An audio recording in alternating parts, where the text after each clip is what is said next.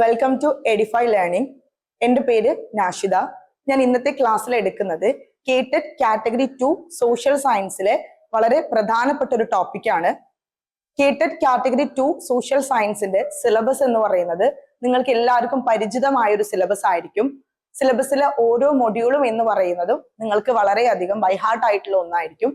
അതിലെ ഒന്നാമത്തെ മൊഡ്യൂൾ നമുക്കറിയാം സ്റ്റോണേജ് എന്ന് പറയുന്ന ഒരു മൊഡ്യൂളാണ് അല്ലെ.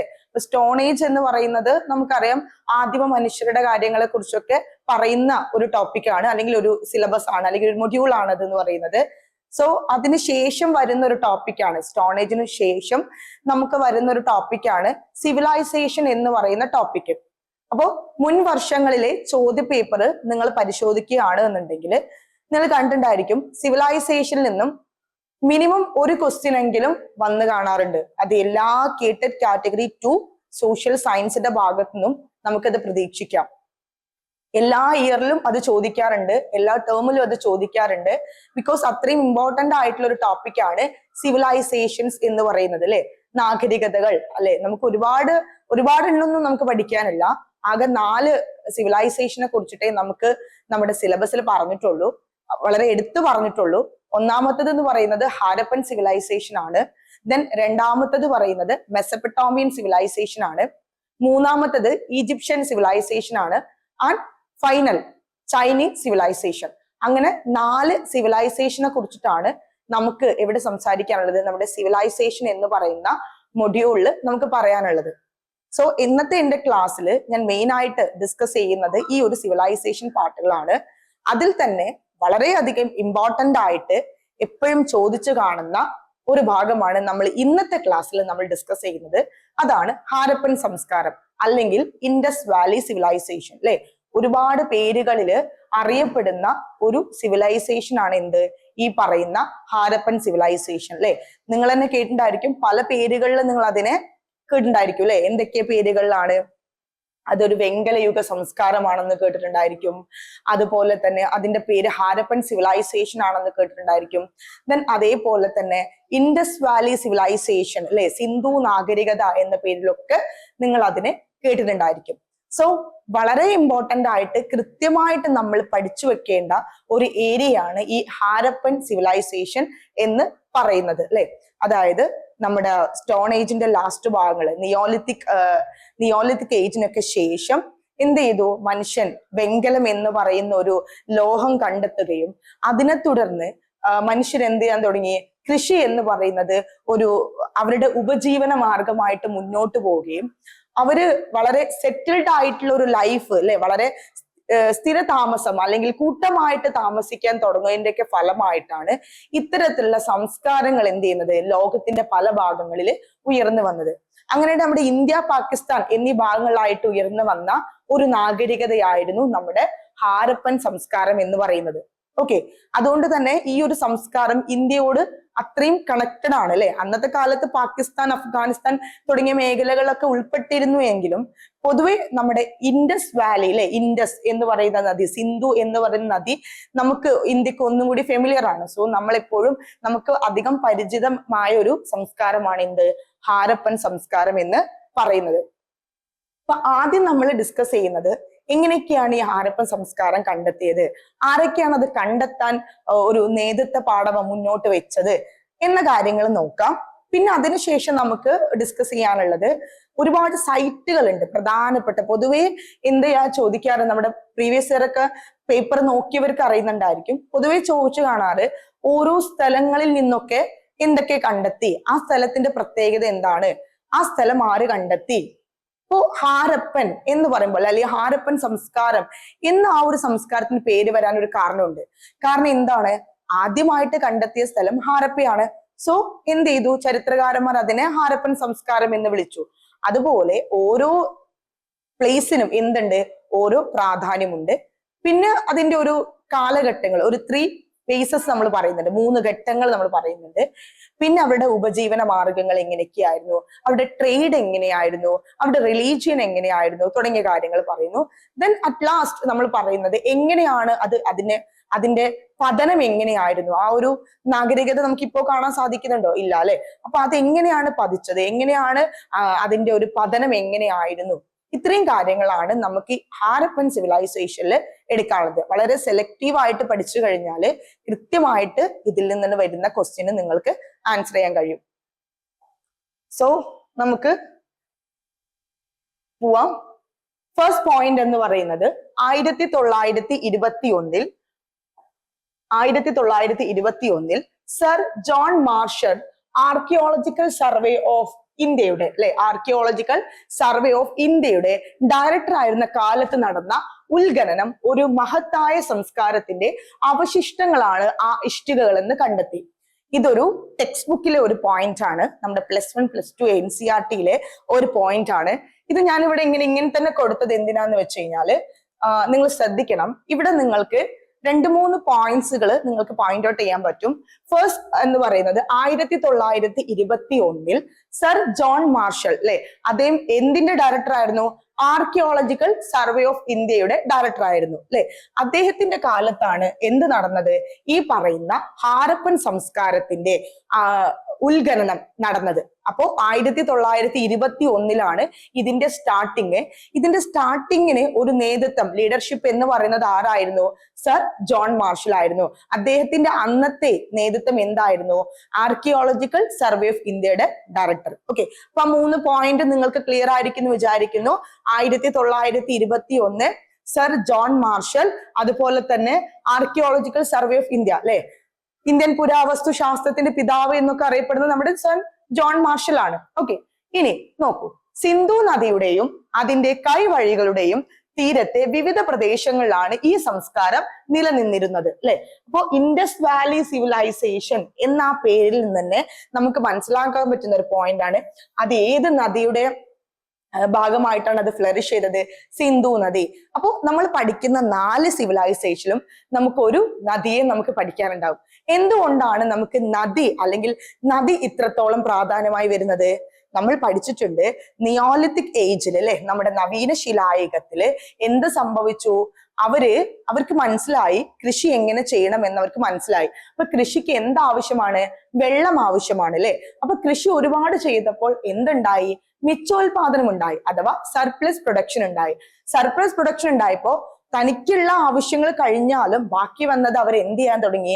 അവർ ട്രേഡ് ചെയ്യാൻ തുടങ്ങി അപ്പൊ ട്രേഡ് ചെയ്യണമെങ്കിൽ അന്നത്തെ കാലത്ത് ഇന്നുള്ള പോലെ ഷിപ്പോ അല്ലെങ്കിൽ അതുപോലെ തന്നെ എയ്റോപ്ലെയിൻ അങ്ങനെ ഒന്നും ഇല്ല അവരെന്താ ചെയ്തിരുന്നത്?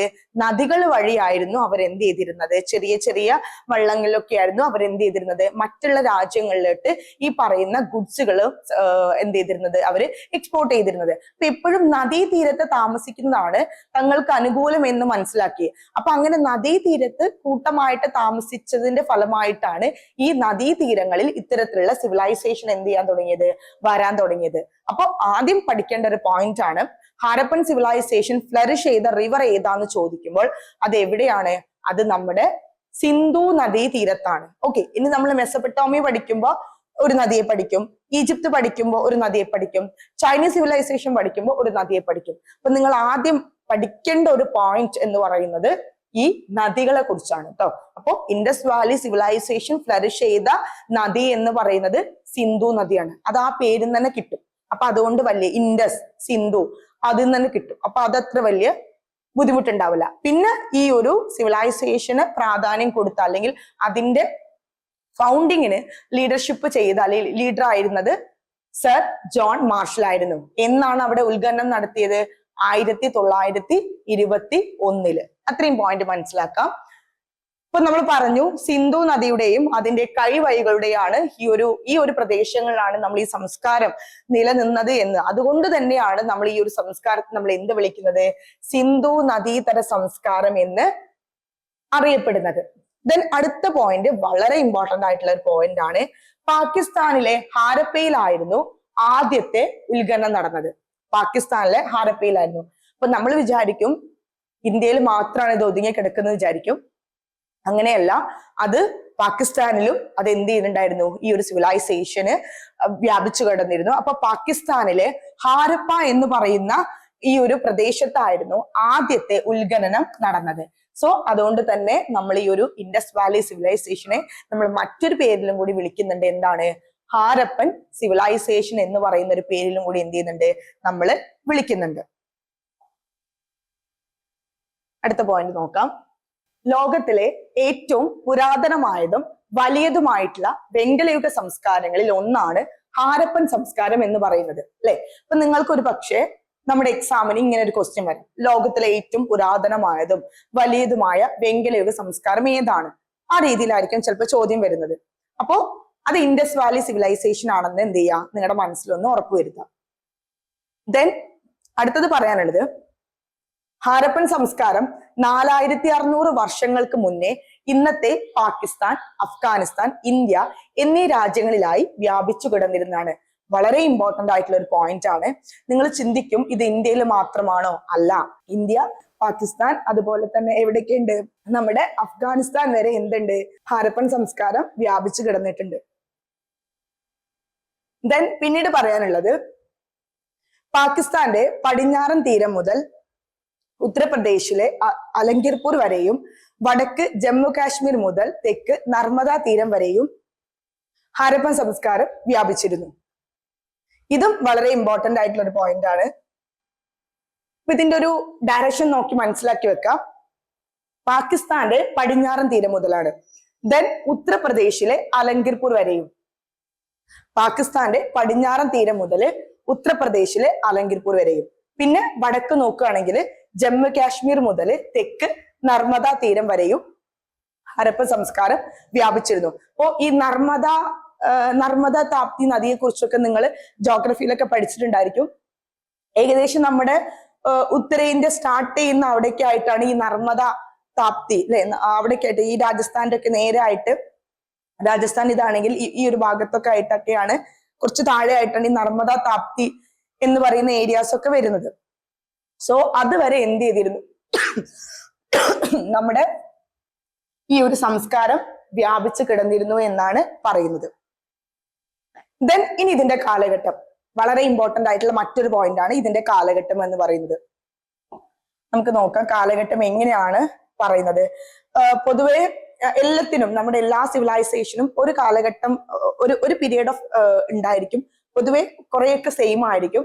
ബിക്കോസ് ഈ ഒരു സമയത്ത് ബ്രോൺസ് എന്ന് പറയുന്ന ഒരു ഉപകരണമാണ് അവർ ഉപയോഗിച്ചിരുന്നത്. അതിനുശേഷമാണ് അയൺ, ഇരുമ്പ് വരുന്നത്. ഓക്കെ, BCE 2700 മുതൽ BCE 1700 വരെയാണ് ഈ സംസ്കാരത്തിന്റെ കാലഘട്ടമായിട്ട് പൊതുവെ കണക്കാക്കുന്നത്. അപ്പോ 2700 മുതൽ 1700 വരെയാണ് ഈ ഒരു സംസ്കാരത്തിന്റെ കാലഘട്ടമായിട്ട് നമ്മൾ പൊതുവെ എന്ത് ചെയ്യുന്നത്, കണക്കാക്കുന്നത്. ഓക്കെ, അപ്പൊ ഈ ഒരു സ്ലൈഡിലെ 3 പോയിന്റും വളരെ ഇമ്പോർട്ടന്റ് ആണ്. ഒന്ന്, നിങ്ങൾ മനസ്സിലാക്കേണ്ടത് ലോകത്തിലെ ഏറ്റവും പുരാതനവും വലിയതുമായിട്ടുള്ള ഒരു സംസ്കാരങ്ങളിൽ ഒന്നാണ് ഹാരപ്പൻ സംസ്കാരം. പിന്നെ ഇത് നമ്മുടെ പാകിസ്ഥാൻ, അഫ്ഗാനിസ്ഥാൻ, ഇന്ത്യ, അല്ലെ? ഈ 3 രാജ്യങ്ങളിലാണ് ഇത് വ്യാപിച്ചു കിടന്നിട്ടുള്ളത്. ദെൻ ഇനി അതിന്റെ കറക്റ്റ് ഡയറക്ഷൻ പറയുകയാണെങ്കിൽ, പാകിസ്ഥാന്റെ പടിഞ്ഞാറ് ഭാഗം മുതൽ ഉത്തർപ്രദേശിലെ അലങ്കിർപൂർ വരെയും വടക്ക് ഭാഗത്ത് ജമ്മു കാശ്മീർ തൊട്ട് തെക്ക് നർമ്മദ വരെയും എന്ത് ചെയ്തിട്ടുണ്ട്, നമ്മുടെ ഹാരപ്പൻ സംസ്കാരം വ്യാപിച്ചു കിടന്നിട്ടുണ്ട്. ദെൻ അതിന്റെ കാലഘട്ടം 2700 മുതൽ BCE 1700 വരെയാണ് ഇതിന്റെ കാലഘട്ടം. ഓക്കെ, നമ്മൾ ആദ്യം പറഞ്ഞു 1921 സർ ജോൺ മാർഷൽ ആണ് എന്ത് ചെയ്തത്, ഈ പറയുന്ന ഹാരപ്പൻ സംസ്കാരത്തിന്റെ ഉത്ഖനനത്തിന് നേതൃത്വം നൽകിയത് എന്ന് പറഞ്ഞു, അല്ലെ? നമ്മുടെ ടെക്സ്റ്റ് ബുക്കിലെ ഒരു പിക്ചറാണ് ഇവിടെ കൊടുത്തിട്ടുള്ളത്. ഇന്ത്യയിൽ പുരാവസ്തു പഠനങ്ങൾക്ക് നേതൃത്വം കൊടുക്കുന്നത് ആർക്കിയോളജിക്കൽ സർവേ ഓഫ് ഇന്ത്യ ആണ്. ബ്രിട്ടീഷ് ഭരണകാലത്താണ് ഈ സ്ഥാപനം ആരംഭിച്ചത്. പൊതുവെ ഈ ടെക്സ്റ്റ് ബുക്കിലെ സൈഡ് കോളംസ് വളരെ ഇമ്പോർട്ടന്റ് ആണ്. അതിൽ നിന്നൊക്കെ നിങ്ങൾക്ക് എന്ത് ചെയ്യാം, ചോദ്യങ്ങൾ എക്സ്പെക്ട് ചെയ്യാം. Okay, so archaeological survey of India എന്ന് പറയുന്നത് നമ്മുടെ ബ്രിട്ടീഷ് ഭരണകാലത്താണ് ഈ ഒരു സ്ഥാപനം ആരംഭിച്ചത്. ഇന്ത്യയിലെ പുരാവസ്തു പഠനങ്ങൾക്ക് നേതൃത്വം കൊടുക്കുന്നതാണ് ഈ ആർക്കിയോളജിക്കൽ സർവേ ഓഫ് ഇന്ത്യ എന്ന് പറയുന്നത്. Sir John marshal, Dayaram Sahni, RD Banerjee, ഇവരൊക്കെ ഓരോരോ സൈറ്റുകൾ, ഹാരപ്പയുടെ ഓരോരോ സൈറ്റുകൾ കണ്ടെത്തിയിട്ടുണ്ട്. അപ്പോ നമുക്ക് നോക്കാം ഇവരൊക്കെ ഏതൊക്കെ സൈറ്റുകളാണ് കണ്ടെത്തിയിട്ടുള്ളതെന്നൊക്കെ നോക്കാം. സർ ജോൺ മാർഷൽ എന്ന് പറയുന്നത് അന്ന് നമ്മുടെ ഈ പറയുന്ന ഇൻഡസ് വാലി സിവിലൈസേഷൻ ഉത്ഖനനം നടക്കുന്ന സമയത്ത് ആർക്കിയോളജിക്കൽ സർവേ ഓഫ് ഇന്ത്യയുടെ ഡയറക്ടർ ആയിരുന്നു. ഓക്കെ, അടുത്തതായിട്ട് നമുക്ക് നമ്മുടെ NCERT ടെക്സ്റ്റ് ബുക്കിൽ വന്ന ഒരു ടൈം ലൈൻ ആണ് ഞാൻ ഇവിടെ കൊടുത്തിട്ടുള്ളത്. കാലരേഖ അഥവാ ടൈം ലൈൻ ആണ് കൊടുത്തിട്ടുള്ളത്. ഹാരപ്പൻ പുരാവസ്തു ശാസ്ത്രത്തിൽ ഉണ്ടായിട്ടുള്ള പ്രധാന വികാസങ്ങൾ പറയുന്ന ഒരു ടൈം ലൈൻ ആണ്. ജസ്റ്റ് ഒരു എക്സ്ട്രാ റീഡിങ്ങിന് വേണ്ടിയിട്ട് കൊടുത്തിട്ടുള്ളതാണ്. 19-ാം നൂറ്റാണ്ടിൽ അഥവാ 1875 ഹാരപ്പൻ മുദ്രയെ കുറിച്ചുള്ള അലക്സാണ്ടർ കണ്ണിഹാമിന്റെ റിപ്പോർട്ട്. 20-ാം നൂറ്റാണ്ട് വരുമ്പോഴേക്കും 1921 MS വാട്സ് ഹാരപ്പയിൽ ഉത്ഖനനം ആരംഭിക്കുന്നു. 1925 മോഹൻജൊദാരയിൽ ഉത്ഖനനങ്ങൾ ആരംഭിക്കുന്നു. 1946 REM വീലർ ഹാരപ്പയിൽ ഉത്ഖനനം നടത്തുന്നു. 1955 SR റാവു ലോത്തലിൽ ഉത്ഖനനങ്ങൾ ആരംഭിക്കുന്നു. 1960 BB ലാലും BK താപ്പറും കാളിബംഗാനിൽ ഉത്ഖനനങ്ങൾ ആരംഭിക്കുന്നു. 1974 MR മുഗൾ ബഹവൽപൂരിൽ പര്യവേഷണങ്ങൾ തുടങ്ങുന്നു. 1980 ജർമ്മൻ ഇറ്റാലിയൻ പുരാവസ്തു ഗവേഷകരുടെ ഒരു സംഘം മോഹൻജൊദാരോയിൽ ഉപരിതല പര്യവേഷണങ്ങൾ ആരംഭിക്കുന്നു. 1986 അമേരിക്കൻ സംഘം ഹാരപ്പയിൽ ഉത്ഖനനങ്ങൾ ആരംഭിക്കുന്നു. 1990 RS ബിഷ്ട് ദൊളാവിരയിൽ ഉത്ഖനനങ്ങൾ ആരംഭിക്കുന്നു. ഇത് കണ്ടു പേടിക്കണ്ട, കാരണം എന്താന്ന് വെച്ച് കഴിഞ്ഞാല് ഈ പേരുകള് ഒന്ന് നിങ്ങൾക്ക് പരിചിതമാവാൻ വേണ്ടിയിട്ട് മാത്രമാണ് ഈ ഒരു സ്ലൈഡ് ഇവിടെ കൊടുത്തിട്ടുള്ളത്. ഇത് കാണുന്ന സമയത്ത് ഇനി ഇവരൊക്കെ എവിടെ കണ്ടുപിടിച്ചു, എപ്പോ കണ്ടുപിടിച്ചു, ഇതിന്റെയൊക്കെ പ്രത്യേകതകൾ എന്തൊക്കെയാണ്, അതൊക്കെയാണ് നമുക്ക് നെക്സ്റ്റ് സ്ലൈഡിൽ എടുക്കാനുള്ളത്. അപ്പോൾ ഇതൊന്ന് എക്സ്ട്രാ റീഡിങ്ങിന് വേണ്ടി മാത്രം എന്ത് ചെയ്യുക, ഒന്ന് ഉപയോഗിക്കാം. സോ ഇനി അടുത്തതും വളരെ ഇമ്പോർട്ടന്റ് ആയിട്ടുള്ള ഒന്നാണ്. നമ്മുടെ 3 ഘട്ടങ്ങളിലായിരുന്നു നമ്മുടെ ഹാരപ്പൻ സംസ്കാരം നിലനിന്നിരുന്നത്. 3 ഘട്ടങ്ങളിൽ കേട്ടോ.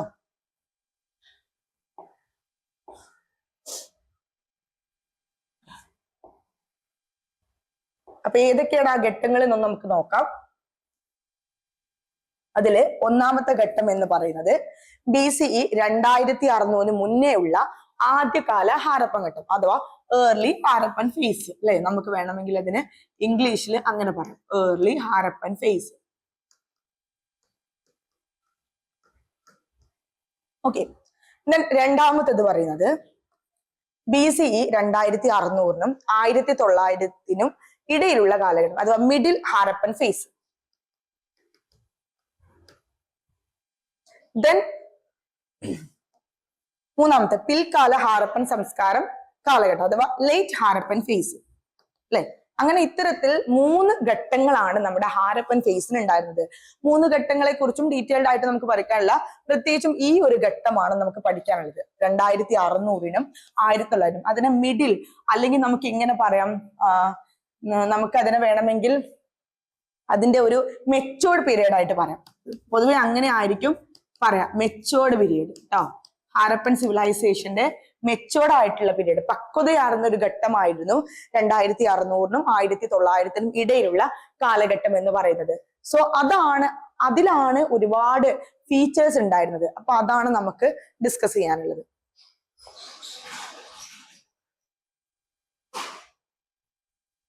ഇനി പ്രധാന ഹാരപ്പൻ നഗരങ്ങളാണ് നമുക്ക് പറയാനുള്ളത്. ഓക്കെ, പ്രധാന ഹാരപ്പൻ നഗരങ്ങൾ നമുക്ക് ഏതൊക്കെയാണെന്ന് നോക്കാം. ഏതൊക്കെയാണ് പ്രധാന ഹാരപ്പൻ നഗരങ്ങൾ? ഹാരപ്പ, അതുപോലെ തന്നെ മോഹൻജൊദാരോ, ചാൻഹുദാരോ, കാളിബംഗൻ, ലോത്തൽ, ദൊളാവിര അല്ലെ. Harappa, Mohenjodaro, Chanhudaro, Kalibangan, Lothal, Dholavira. These are the major sites of Harappa. ഇതൊന്ന് നോക്കി വെച്ചോളൂ, ഇമ്പോർട്ടന്റ് ആണ് കേട്ടോ. ഇനി നമ്മൾ ഓരോ സൈറ്റുകളെ കുറിച്ചും പഠിക്കാണ്. ഇതിൽ നിന്നായിരിക്കും നിങ്ങൾക്ക് ചോദ്യങ്ങൾ വരുന്നത്. ഓക്കെ, നോക്കാം. ഫസ്റ്റ് സൈറ്റ് എന്ന് പറയുന്നത് മോഹൻജൊദാരോ അല്ലെ. മോഹൻജൊദാരോയെ കുറിച്ചിട്ടാണ് നമ്മൾ ആദ്യമായിട്ട് ഡിസ്കസ് ചെയ്യാൻ പോകുന്നത്.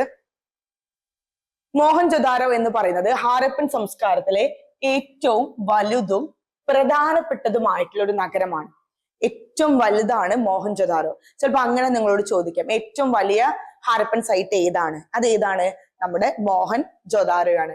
ദെൻ അതിന്റെ അർത്ഥം അല്ലെ, മോഹൻജൊദാരോ അല്ലെങ്കിൽ അതിനെ ഇങ്ങനെ വിശേഷിപ്പിക്കാറുണ്ട്, മരിച്ചവരുടെ കുന്ന് എന്ന് അർത്ഥം വരുന്നതാണ് ഈ മോഹൻജൊദാരോ എന്ന് പറയുന്ന നഗരം.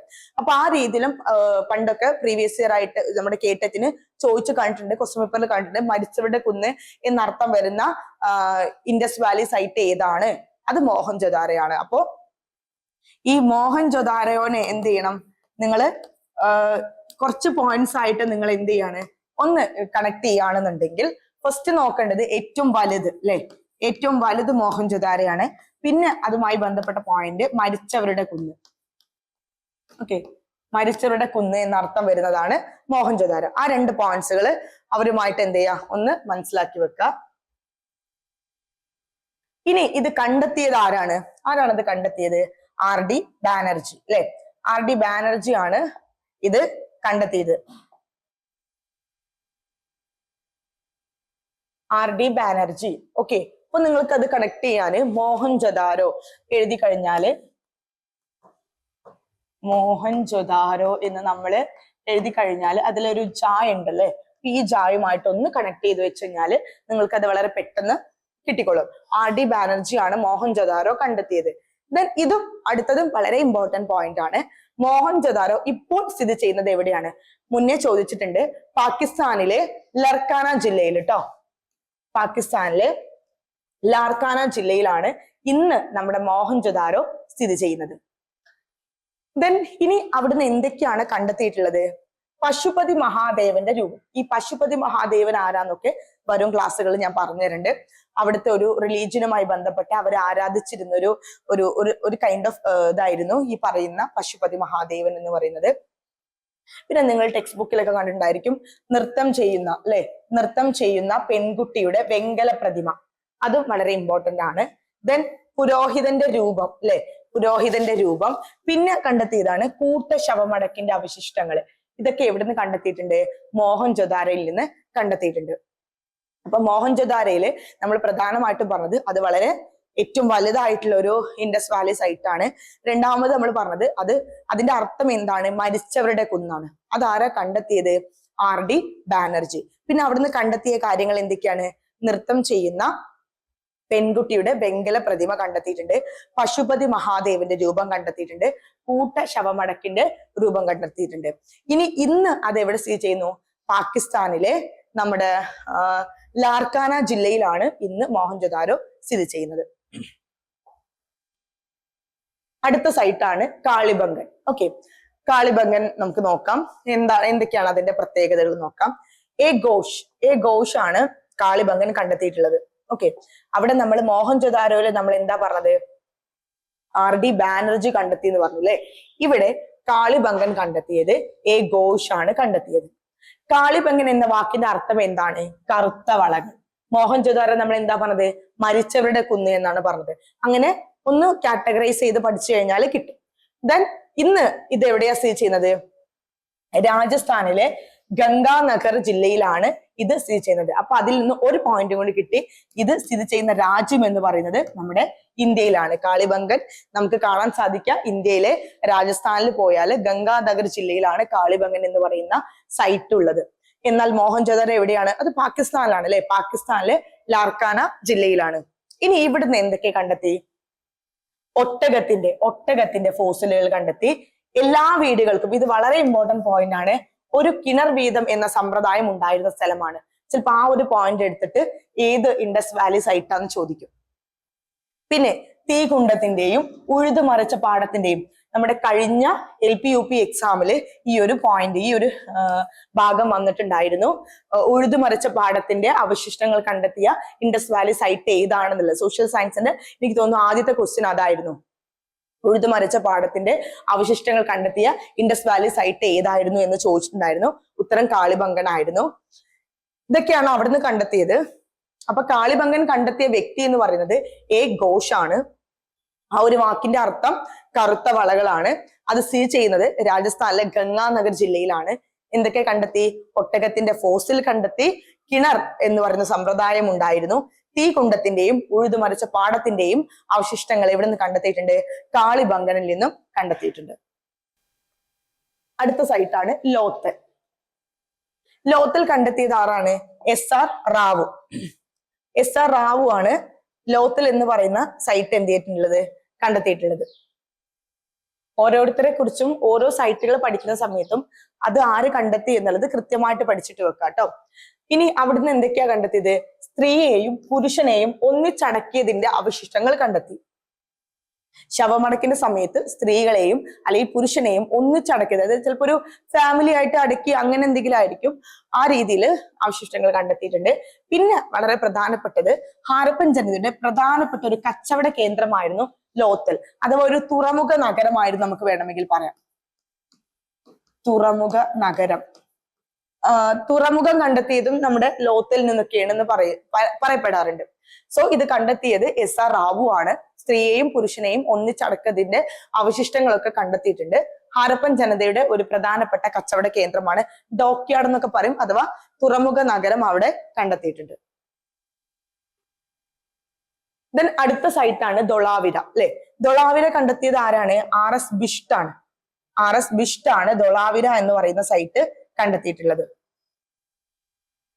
സിന്ധു നദീതട സംസ്കാരത്തിലെ നഗരങ്ങളിൽ ഏറ്റവും അവസാനം കണ്ടെത്തിയ നഗരമാണ് ധൊളാവിര. ഓക്കെ, അപ്പൊ ആദ്യം കണ്ടെത്തിയത് ഹാരപ്പയാണെങ്കിൽ അവസാനം കണ്ടെത്തിയത് ഏതാണ്? ധൊളാവിരയാണ് അവസാനം കണ്ടെത്തിയത്. ഏറ്റവും കൂടുതൽ സിന്ധു കേന്ദ്രങ്ങൾ കാണപ്പെടുന്ന ഒരു പ്രദേശമാണ് ധൊളാവിര. അപ്പൊ 2 പോയിന്റ് അതുമായിട്ട് പഠിക്കാറുണ്ട്. സിന്ധു നദീതട സംസ്കാരത്തിലെ നഗരങ്ങളിൽ ഏറ്റവും അവസാനം കണ്ടെത്തിയ നഗരവും ഏറ്റവും കൂടുതൽ സിന്ധു കേന്ദ്രങ്ങൾ കാണപ്പെടുന്ന പ്രദേശമാണ് ധൊളാവിര. കണ്ടെത്തിയത് RS ബിഷ്ട്. അപ്പോ അത്രയാണ് നമുക്ക്, അത്ര സൈറ്റുകളെ കുറിച്ചാണ് പൊതുവെ പ്രീവിയസ് ഇയറിൽ ചോദിച്ചു കാണാറുള്ളത്. നമുക്ക് ഒന്നുകൂടി അതൊന്ന് റിവൈൻഡ് ചെയ്ത് നോക്കാം, കാരണം ഇതിൽ നിന്നായിരിക്കും നിങ്ങൾക്ക് മേജർ ആയിട്ടും ക്വസ്റ്റ്യൻസ് വരുന്നത്. അപ്പോ ഫസ്റ്റ് നമുക്ക് വേണമെങ്കിൽ ചെറുതായിട്ടൊന്ന് കാറ്റഗറൈസ് ചെയ്ത് പഠിക്കാൻ പറ്റും. ഇത് ഫസ്റ്റ് എന്ന് പറയുന്നത് മോഹൻജൊദാരോയാണ്.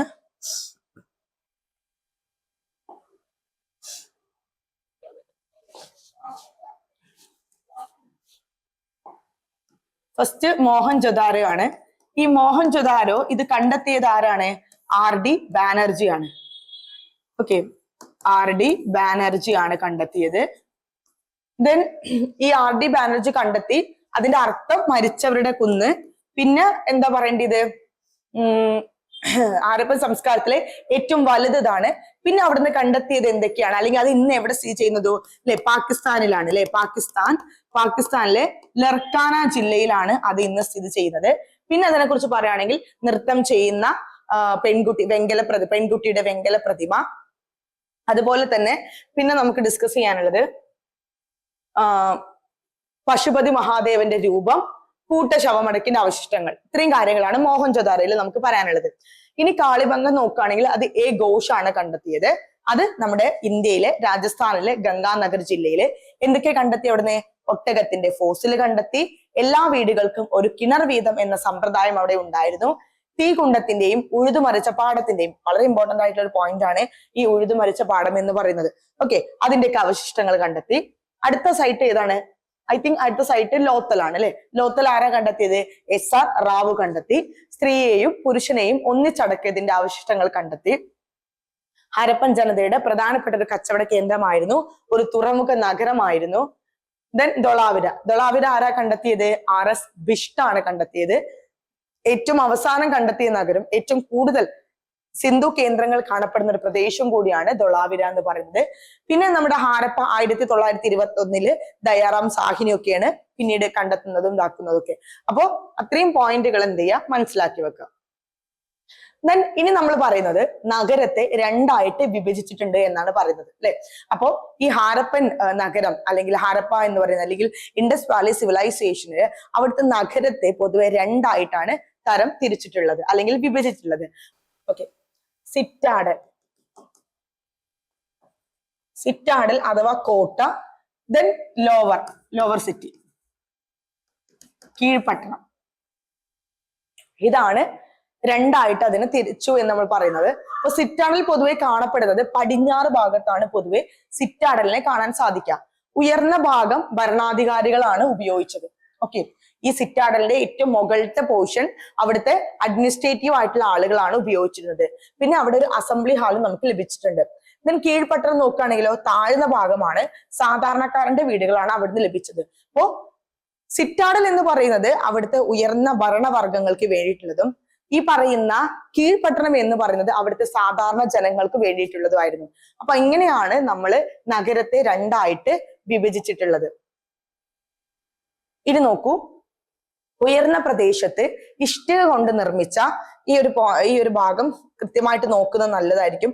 അവിടുത്തെ ഒരു എങ്ങനെയൊക്കെയാണ് അവിടുത്തെ ഒരു ഉപജീവന മാർഗം അല്ലെങ്കിൽ അവിടുത്തെ ഒരു സ്റ്റൈൽ ഓഫ് ലിവിങ് എങ്ങനെയായിരുന്നു എന്നാണ് പറയുന്നത്.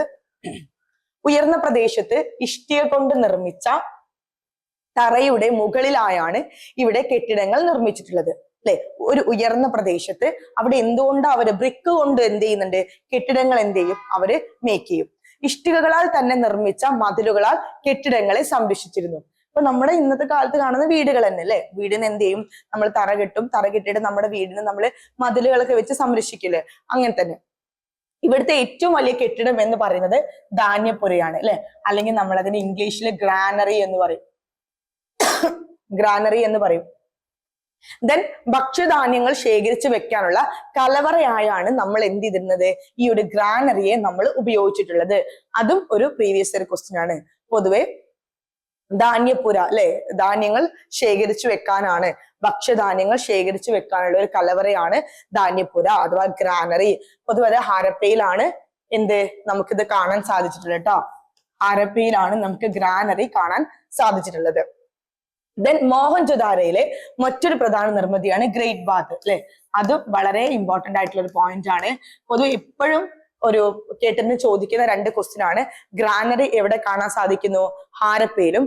ഗ്രേറ്റ് ബാത്ത് എവിടെയാണ്, മോഹൻജൊദാരോയിലും. ഓക്കെ, അത് മനസ്സിലാക്കി വെക്കാം. ഗ്രേറ്റ് ബാത്തിനെ നമുക്ക് വലിയ കുളിപ്പുര എന്ന് നമുക്ക് വേണമെങ്കിൽ പറയാം. ഇനി അതിന്റെ ഒരു സ്ട്രക്ചർ എങ്ങനെയായിരുന്നു, ദീർഘചതുരാകൃതിയിലുള്ള ഇതിലേക്ക് ഇറങ്ങുന്നതിനായി തെക്കും വടക്കും ഭാഗങ്ങളിൽ പടവുകളും ചുറ്റും മുറികളും മലിനജലം പുറത്തേക്ക് ഒഴുക്കാനായിട്ട് പ്രത്യേക സംവിധാനവും തയ്യാറാക്കിയിട്ടുണ്ട്. ഇപ്പൊ നമ്മൾ ഇന്നത്തെ കാലത്തൊക്കെ നമ്മൾ കാണുന്ന ഈ സ്വിമ്മിംഗ് പൂളൊക്കെ ഉണ്ടല്ലോ, അതിന്റെ ഒക്കെ ഒരു മോഡൽ ആയിട്ടായിരുന്നു അവർ എന്ത് ചെയ്തിരുന്നത്, ഈ തരത്തിലുള്ള ഒരു ഗ്രേറ്റ് ബാത്ത് അവര് കൺസ്ട്രക്ട് ചെയ്തിരുന്നത്. അതിന്റെ തെക്ക് ഭാഗത്തും സൗത്ത് നോർത്ത് ഡിറക്ഷനിൽ എന്തുണ്ടായിരിക്കും, അതിലോട്ട് ഇറങ്ങുന്നതിനായിട്ട് പടികൾ ഉണ്ടായിരിക്കും, സ്റ്റെപ്പുകൾ ഉണ്ടായിരിക്കും. ദെൻ ബാക്കിയുള്ള ഭാഗങ്ങളിൽ കുറച്ച് റൂംസ് ഒക്കെ ഉണ്ടായിരിക്കും. പൊതുവെ ഒരു റിലീജിയൻ പർപ്പസിലായിരുന്നു ഈ ഗ്രേറ്റ് ബാത്ത് ഒക്കെ അവര് കൺസ്ട്രക്ട് ചെയ്ത് എടുത്തിട്ടുണ്ടായിരുന്നത്. സോ ഇന്ന് കാണുന്ന വീട്, ആ വീടിന് എങ്ങനെയായിരിക്കും മതിലുണ്ടായിരിക്കുക, പിന്നെ ഗ്രാനറി അല്ലെ, കലവർ, അതായത് ഭക്ഷ്യധാന്യങ്ങൾ ശേഖരിക്കുന്നതിന്റെ ഒരു ഗ്രാനറി, പിന്നെ നമ്മൾ പറഞ്ഞു ഗ്രേറ്റ് ബാത്ത് അല്ലെ. അത്ര കാര്യങ്ങളാണ് ഇതില് പറയാനുള്ളത്.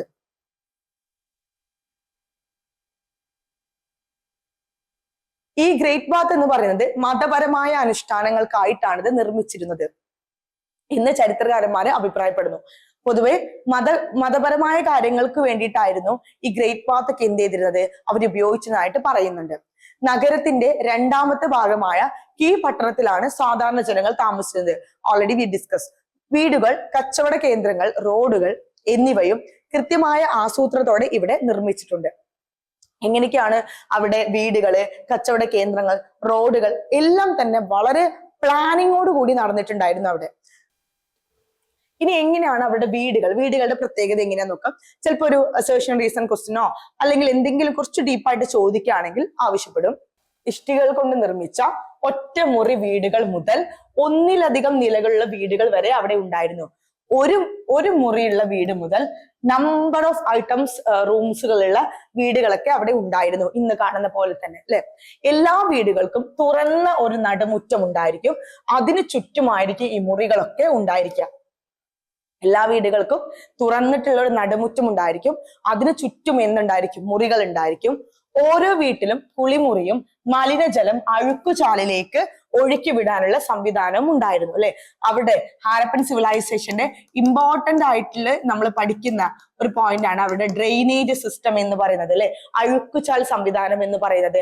ഇന്ന് നമ്മുടെ നഗരപ്രദേശങ്ങളിൽ കാണപ്പെടുന്ന അഴുക്കുചാൽ സംവിധാനമായിട്ട് വളരെയധികം കണക്ട് ചെയ്യുന്ന രീതിയിലുള്ള ഒരു കൺസ്ട്രക്ഷൻ ആയിരുന്നു അന്ന് ഈ പറയുന്ന ഹാരപ്പൻ ജനത നടത്തിയിട്ടുണ്ടായിരുന്നത്. അപ്പോ ഒരു മുറി മുതൽ ഒന്നിലധികം മുറികളുള്ള വീടുകൾ ഉണ്ടായിരുന്നു. രണ്ടാമത് പറഞ്ഞത് തുറന്ന ഒരു നടുമുറ്റം ഉണ്ടായിരുന്നു, അതിന് ചുറ്റുമായിരുന്നു മുറികൾ ഉണ്ടായിരുന്നത്. മൂന്നാമത് നമ്മൾ പറഞ്ഞത് ഓരോ വീട്ടിലും ബാത്റൂം ഉണ്ടായിരുന്നു, അതുപോലെ തന്നെ ഒരു ഡ്രെയിനേജ് സിസ്റ്റവും ഉണ്ടായിരുന്നു. ഓക്കെ,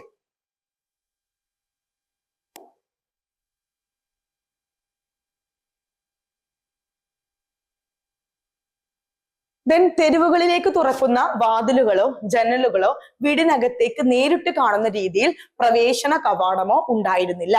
അതായത് അവർ കുറച്ചും കൂടി അവരുടെ പ്രൈവസിക്ക് പ്രാധാന്യം കൊടുത്തിരുന്നു. ഇപ്പൊ വീട്ടിൽ നിന്നൊരു ജനൽ തുറന്നു കഴിഞ്ഞാൽ അത് മുറ്റത്തോക്ക് അല്ലെങ്കിൽ ഈ പറയുന്ന നഗരങ്ങളിലേക്ക് കാണുന്ന രീതിയിലല്ല അവര് കൺസ്ട്രക്ട് ചെയ്തിരുന്നത്. സ്വകാര്യതയ്ക്ക് വലിയ പ്രാധാന്യം നൽകുന്നവരായിരുന്നു ഹാരപ്പൻ ജനത. വീടുകൾ ഗ്രിഡ് സംവിധാനത്തിലാണ് നിർമ്മിച്ചിരുന്നത്. ഒരു പോയിന്റ് ആണ്, വീടുകൾ ഗ്രിഡ് സംവിധാനത്തിലാണ് നിർമ്മിച്ചിരുന്നത്. റോഡിനിരുവശവും അഴുക്കുചാലുകൾ നിർമ്മിച്ചിരുന്നു. ഇനി അവിടെ അഴുക്കുചാൽ സംവിധാനം എങ്ങനെയാണെന്നാണ് പറയുന്നത്. ഹാരപ്പൻ ജനതയുടെ ഏറ്റവും മികച്ച ഒരു ശുചിത്വ സംവിധാനമാണ്. നഗരം ശുചിയായിരിക്കേണ്ടതിന്റെ പ്രാധാന്യം അവർക്കറിയാമായിരുന്നു. അവരുടെ എഞ്ചിനീയറിംഗ് കഴിവ് ഇതിൽ നിന്നും വ്യക്തമാണ്. കൃത്യമായ സ്ലാബുകൾ ഇട്ട് മൂടിയതും മാൻ ഹോളുകൾ ഉള്ളതുമായിരുന്നു അഴുക്കുചാലുകൾ എന്ന് പറയുന്നത്. ആ ഒരു പോയിന്റ് ആണ് നിങ്ങൾ ഇതിൽ പ്രധാനമായിട്ട് നോക്കേണ്ടത്. അതായത് അവിടെ അഴുക്കുചാൽ എന്ന് പറയുന്നത് വളരെ കൃത്യമായിട്ട് കൺസ്ട്രക്ട് ചെയ്തെടുക്കുന്ന ഒന്നായിരുന്നു. അത് എന്ന് പറയുന്നത് എന്തായിരുന്നു? കൃത്യമായിട്ട് സ്ലാബുകൾ ഇട്ട് മൂടിയതും മാൻ ഹോളുകൾ ഉള്ളതുമായിരുന്നു. നമ്മൾ ഇന്ന് കാണുന്ന, നമ്മുടെ പുറത്തോട്ടൊക്കെ ഇറങ്ങി കഴിഞ്ഞാൽ ഒരു നഗരപ്രദേശങ്ങൾ കാണുന്ന ഡ്രെയിനേജ് സിസ്റ്റം പോലെ തന്നെയായിരുന്നു അവരുടെ അഴുക്കുചാൽ സംവിധാനം എന്ന് പറയുന്നത്. ധൊളാവിര, ലോത്തൽ പോലുള്ള കേന്ദ്രങ്ങളിൽ മുഴുവൻ അധിവാസ പ്രദേശവും കോട്ട കെട്ടി സുരക്ഷിതമാക്കിയിരിക്കുന്നു. കൂടാതെ പട്ടണത്തിനുള്ളിലുള്ള ഭാഗങ്ങളും ഭിത്തികളാൽ വേർതിരിക്കപ്പെട്ടിരുന്നു. ലോത്തലിനുള്ളിലെ കോട്ട നഗരം മതില് കെട്ടി സംരക്ഷിച്ചിരുന്നില്ല, എങ്കിലും ഉയരത്തിലാണ് നിർമ്മിച്ചിരുന്നത്. ഇതൊക്കെ പറയുന്നത് അവരവരുടെ പ്രൈവസി, സേഫ്റ്റി ഇവയ്ക്കൊക്കെ പ്രാധാന്യം കൊടുത്തിരുന്നു അല്ലെ. എന്താണ്? ധൊളാവിര, ലോത്തൽ പോലുള്ള കേന്ദ്രങ്ങളില് ഒരുവിധപ്പെട്ട എല്ലാ ലിവിങ് ഏരിയാസും എന്ന് പറയുന്നത് അല്ലെ കോട്ട കെട്ടിയിട്ട് എന്ത് ചെയ്തിരുന്നു? അവര് സംരക്ഷിച്ചിരുന്നു. പണ്ടുള്ള രാജാക്കന്മാരുടെ അവിടെ പ്രദേശം കോട്ട കെട്ടിയൊക്കെ സംരക്ഷിക്കില്ലേ, അതുപോലെ. ദെൻ മാത്രമല്ല ഈ പട്ടണത്തിനുള്ളിലുള്ള ഭാഗങ്ങളും അവര് ഇപ്പൊ നമ്മളൊരു മതിലൊക്കെ വെക്കുന്ന പോലെ ഭിത്തികളാൽ എന്ത് ചെയ്തിരുന്നു? വേർതിരിക്കപ്പെട്ടിരുന്നു. പിന്നെ ലോത്തലിൽ കാണപ്പെടുന്ന കോട്ട നഗരം, നമ്മൾ കോട്ട നഗരം, സിറ്റാഡലൊക്കെ പറഞ്ഞല്ലോ, അത് മതിൽ കെട്ടിയൊന്നും സംരക്ഷിച്ചിരുന്നില്ല. പക്ഷെ എന്താണ്? വളരെ ഉയരത്തിലായിരുന്നു അത് നിർമ്മിച്ചിട്ടുണ്ടായിരുന്നത്. ഇനി നമുക്ക് ഇതുമായി ബന്ധപ്പെട്ട് കുറച്ച് ക്വസ്റ്റ്യൻസ് നമുക്ക് പരിചയപ്പെടാം. അപ്പൊ ഇതുവരെ പറഞ്ഞ കാര്യങ്ങളിൽ നിന്നും ഈ ഒരു ക്വസ്റ്റ്യൻസ് ചെയ്യുമ്പോൾ നിങ്ങൾക്ക് മനസ്സിലാകും ഓക്കെ ആണോ, നിങ്ങൾക്ക് മനസ്സിലായിട്ടുണ്ടോ. ഇന്നത്തെ ക്ലാസ്സിൽ നമ്മൾ കുറച്ച് കാര്യങ്ങൾ എടുത്തുള്ളൂ. എങ്ങനെയാണ് ഹാരപ്പൻ സിവിലൈസേഷന്റെ ഒരു ഫൗണ്ടിങ് എങ്ങനെയാണ്, അതുപോലെ തന്നെ അതിലെ പ്രധാനപ്പെട്ട സൈറ്റുകൾ എങ്ങനെയൊക്കെയാണെന്നുള്ളതാണ് നമ്മൾ നോക്കിയത്. നമുക്ക് ഒന്നാമത്തെ ക്വസ്റ്റ്യൻ നോക്കാം. സിന്ധു നദീതട സംസ്കാരത്തിൽ ധാന്യപ്പുരകൾ കണ്ടെത്തിയ സ്ഥലം. ഓപ്ഷൻ എ എന്ന് പറയുന്നത് Mohenjodaro, and option B Harappa, option C Lothal, and option D Kalibangan. അല്ലെ, കൃത്യമായിട്ടുള്ളൊരു പഠിച്ച ഒരാൾക്ക് ഞാൻ സ്ലൈഡിൽ അങ്ങനെ ഒരു പോയിന്റ് കൊടുത്തില്ലെങ്കിലും ഞാൻ പറഞ്ഞിട്ടുണ്ട്, നിങ്ങൾക്ക് ഉത്തരം കിട്ടുമെന്ന് ഞാൻ വിചാരിക്കുന്നു. ആൻസർ വരുന്നത് ബി ആണ്, ഹാരപ്പ. അല്ലെ, നമ്മൾ കുറച്ച് കാര്യങ്ങൾ നമ്മൾ പറഞ്ഞിട്ടുണ്ടായിരുന്നു. എന്തൊക്കെയാണ് നമ്മൾ പറഞ്ഞിരുന്നത്? ചില ഇമ്പോർട്ടന്റ് ആയിട്ടുള്ള കാര്യങ്ങളാണ് നമ്മൾ പറഞ്ഞിരുന്നത്. ഒന്നാമത് നമ്മൾ പറഞ്ഞത് അവിടുത്തെ ഗ്രാനറി അല്ലെ, അഥവാ ധാന്യപ്പുര കണ്ടെത്തിയത് ഹാരപ്പയിൽ നിന്നാണെന്ന് പറഞ്ഞു അല്ലെ.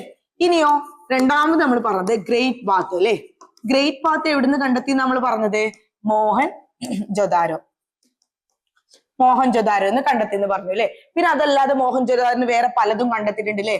പശുപതി മഹാദേവന്റെ രൂപം കണ്ടെത്തിയിട്ടുണ്ട്, നൃത്തം ചെയ്യുന്ന പെൺകുട്ടിയുടെ വെങ്കല പ്രതിമ കണ്ടെത്തിയിട്ടുണ്ട്, കൂട്ട ശവമടക്കിന്റെ ഒക്കെ ഇത് കണ്ടെത്തുന്നത്. ഇനി ലോത്തൽ പറയുകയാണെങ്കിലോ, ലോത്തൽ എന്ന് പറയുന്നത് ഒരു പ്രധാനപ്പെട്ട കച്ചവട കേന്ദ്രമായിരുന്നു, പിന്നെ തുറമുഖ നഗരമായിരുന്നു. ഇനി കാളിബംഗൻ പറയുകയാണെങ്കിലോ, കാളിബംഗൻ എന്ന് പറയുന്നത് തീകുണ്ഡം അല്ലെ, തീകുണ്ഡം അവിടുന്ന് കണ്ടെത്തിയിട്ടുണ്ട്. അതുപോലെ ഉഴുതുമറിച്ച പാടങ്ങൾ അല്ലെ, ഉഴുതുമറിച്ച പാടങ്ങളുടെ തെളിവുകളൊക്കെ അവിടുന്ന് കണ്ടെത്തിയിട്ടുണ്ട്. ഓക്കെ, അപ്പൊ ഇങ്ങനെ എന്ത് ചെയ്യുക? കാറ്റഗറൈസ് ചെയ്ത് പഠിക്കുക. ഇനി അടുത്ത ക്വസ്റ്റ്യൻ നോക്കാം നമുക്ക്. സിന്ധു നദീതട ജനതയുടെ സാമൂഹിക വ്യവസ്ഥിതി എന്തായിരുന്നു? നമ്മൾ ഇവിടെ എവിടെയും നമ്മൾ ഇത്തരത്തിലുള്ള ഒരു പോയിന്റ് നമ്മൾ പഠിച്ചില്ല. എങ്ങനെയായിരുന്നു അവരുടെ ഒരു സോഷ്യൽ ലൈഫ്, എങ്ങനെയായിരുന്നു നമ്മൾ പഠിച്ചില്ല. പക്ഷെ ഈ ഒരു തരത്തിലുള്ള ഒരു ഇത്രയും പഠിച്ചതിൽ നിന്നും നമ്മൾ പോയിന്റ് ഔട്ട് ചെയ്തെടുക്കേണ്ട ഒരു ആൻസർ ആണിത്. ജാതി അധിഷ്ഠിതമായിരുന്നോ, അടിമത്തം അടിസ്ഥാനമാക്കിയുള്ളതായിരുന്നോ, തുല്യതാവാദിയായിരുന്നോ, വർണ്ണം അധിഷ്ഠിതമായിരുന്നോ? നമ്മൾ എവിടെയും ജാതിയെ കുറിച്ച് നമ്മൾ പറഞ്ഞില്ല അല്ലെ. ഹാരപ്പ നമ്മൾ പഠിച്ചു തുടങ്ങിയപ്പോൾ ജാതിയെ കുറിച്ച് നമ്മൾ പറഞ്ഞിട്ടില്ല. അടിമത്തത്തെ കുറിച്ച് പറഞ്ഞു ഇല്ല. വർണ്ണം എന്ന കാര്യങ്ങളെ കുറിച്ച്, ക്ലാസ് അല്ലെങ്കിൽ ഒരാളുടെ നിറം, അതിനെ കുറിച്ച് നമ്മൾ പറഞ്ഞു ഇല്ല അല്ലെ. അപ്പൊ അതിന്റെ ആൻസർ എന്ന് പറയുന്നത് സി ആണ്. ഓക്കെ, അതായത് ഹാരപ്പൻ സിവിലൈസേഷൻ എന്ന് പറയുന്നത് ഒരു തുല്യതാവാദിയായിരുന്നു. എല്ലാവരെയും ഒരുപോലെ കാണുന്ന രീതിയിലുള്ള ഒരു കൈൻഡ് ഓഫ് സോഷ്യൽ സിസ്റ്റം ആയിരുന്നു അവിടെ ഉണ്ടായിരുന്നത്. അടുത്ത ചോദ്യം, ഏത് ലോഹമാണ് ഹാരപ്പൻ ജനതയ്ക്ക് അപരിചിതമായിരുന്നത്? അല്ലെ? ചെമ്പ്, വെങ്കലം, ഇരുമ്പ്, സ്വർണം. അവർക്ക് അപരിചിതമായിരുന്നു, അവർക്ക് സ്ട്രേഞ്ച് ആയിട്ടുള്ള ഒരു ലോഹം ഉണ്ടായിരുന്നു. അത് ഏതാണ്? ഇപ്പൊ ഇതിൽ ചിലപ്പോൾ നിങ്ങൾ നമ്മളിപ്പോ പഠിച്ചത് വെച്ചിട്ട് കൺഫ്യൂഷൻ വരാം. കാരണം വെങ്കലം നമുക്കറിയാം, ചെമ്പും നമുക്കറിയാം, ചെമ്പിന്റെ ഒരു പ്ലസ് ആണ് വെങ്കലം. സ്വർണം, ഇരുമ്പും ആയിരിക്കും അറിയാത്തത്. പക്ഷെ ഇനി വരുന്ന ക്ലാസ്സുകളിൽ നമുക്കറിയാം സ്വർണം അവർ ഉപയോഗിച്ചു തരുന്നതായിട്ട് നമുക്ക് തെളിവുകൾ കിട്ടിയിട്ടുണ്ട്. പക്ഷെ എന്താണ് ആൻസർ സി ആണ്. അതായത് ഇരുമ്പ് എന്ന് പറയുന്ന ഈ ഒരു ലോഹം അവർക്ക് ഉപയോഗിച്ചതായിട്ട് ഇല്ല. കാരണം അതിനൊക്കെ ശേഷമാണ് നമ്മുടെ ഈ പറയുന്ന അയണേജ് വരുന്നത്. Okay, last question. 1921 ഹാരപ്പ കണ്ടെത്തിയത് ആരാണ്? ഞാൻ ജസ്റ്റ് പറഞ്ഞായിരുന്നു. RD ബാനർജി ആണോ, ദയാറാം സാഹ്നി ആണോ, ജോൺ മാർഷൽ ആണോ, SR റാവു ആണോ? ഇതിന്റെ ആൻസർ വരുന്നത് ദയാറാം സാഹ്നിയാണ്. ദയാറാം സാഹ്നിയാണ് 1921 ഹാരപ്പ കണ്ടെത്തിയത്. RD ബാനർജി മോഹൻജൊദാരോ കണ്ടെത്തി. അങ്ങനെ ഓരോരുത്തരും കണ്ടെത്തിയത് കൃത്യമായിട്ട് നോക്കി വെക്കാം. ഓക്കെ, അപ്പോ ഇത്രയാണ് നമുക്ക് ഇന്നത്തെ ക്ലാസ്സിൽ നമുക്ക് എടുക്കാനുള്ളത്. ഹാരപ്പൻ സിവിലൈസേഷനെ കുറിച്ച് നിങ്ങൾക്ക് കൃത്യമായിട്ടുള്ള ഒരു വിവരം കിട്ടിയെന്ന് ഞാൻ വിചാരിക്കുന്നു. എങ്ങനെയാണ് അതിന്റെ ഉത്ഖനനം, അതിന്റെ പ്രധാനപ്പെട്ട സൈറ്റുകൾ, ദെൻ അവരുടെ ഒരു വീടുകൾ എങ്ങനെയൊക്കെയായിരുന്നു, ഒരു 4 ക്വസ്റ്റ്യനും അതുമായി ബന്ധപ്പെട്ട് പ്രീവിയസ് ഇയറിലൊക്കെ വന്ന ഒരു 4 ക്വസ്റ്റ്യനും നമ്മൾ പരിചയപ്പെട്ടു. ഐ തിങ്ക് നിങ്ങൾക്ക് ക്ലിയർ ആയിരിക്കും എന്ന് വിചാരിക്കുന്നു. Thank you.